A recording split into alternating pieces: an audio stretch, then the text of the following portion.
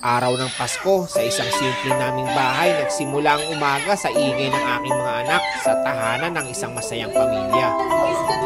Maaga kaming gumising, hindi upang pumasok sa trabaho, kundi mamasyal kasama ang pamilya at sabay-sabay naming salubungin ang araw na puno ng pag-asa. Kagawian na rin namin ang kumain ng sama-sama sa pagkainan na siya ring turo at pamana ng aming mga magulang, na hanggang ngayon ay aming pinagpapatuloy at pinakamahalagang kagawian ng aming pamilya, at pasasalamat sa Poong May Kapal sa kanyang binigay na biyaya.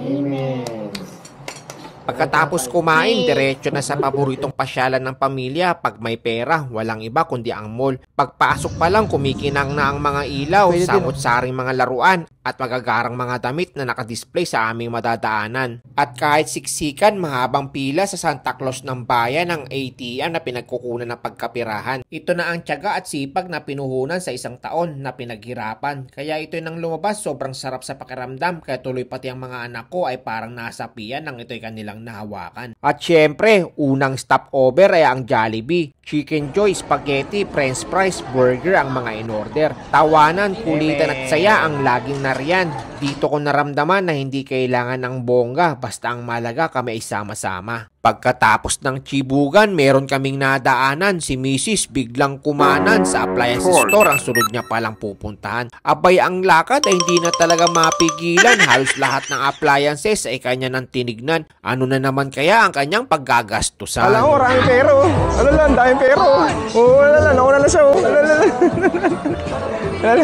Nauna na siya, ang dami niyang pera. Ano na naman.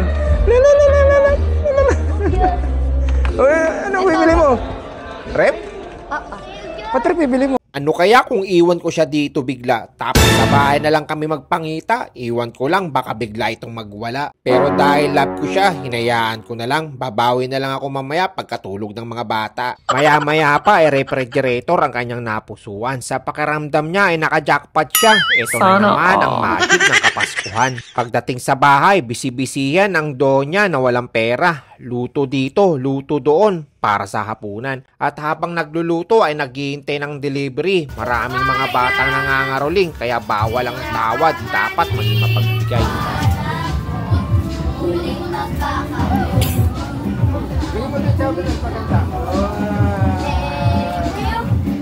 Ilang oras ang lumipas, dumating na ang hinihintay na deliver, ang refrigerator ni Mrs. Ang laki-laki ng binili, ayaw naman tumulong. Mas excited siya nang ina-unbox na namin at tinignan ang loob nito, kung kasya ang isang baka sa loob. Pero iba pa rin talaga ang saya na dulot nito, nakakataba ng puso. Hindi man perpekto ang buhay, pero sapat, masaya at puno ng pagmamahal. At doon ko naunawaan ang Pasko ay hindi tungkol sa mamahaling regalo,